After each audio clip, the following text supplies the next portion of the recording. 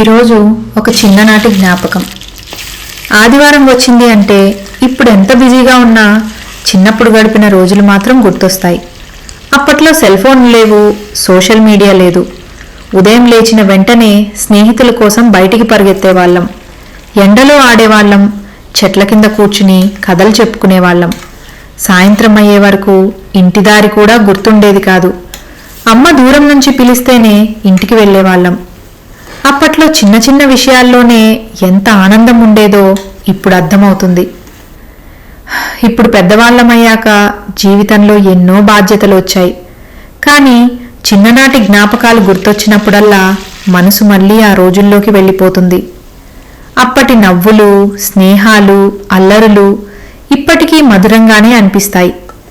మనం ఎంత పెద్దవాళ్ళమైనా మనలో ఉన్న ఆ చిన్న పిల్లవాడు ఎప్పటికీ అలాగే ఉంటాడు.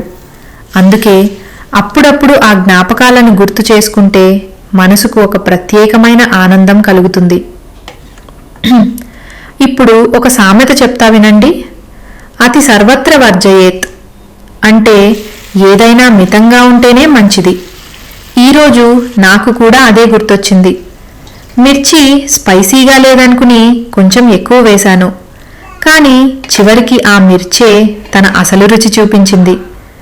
జీవితంలో కూడా అలాగే ఏది అయినా మితంగా ఉంటేనే ఆనందంగా ఉంటుంది.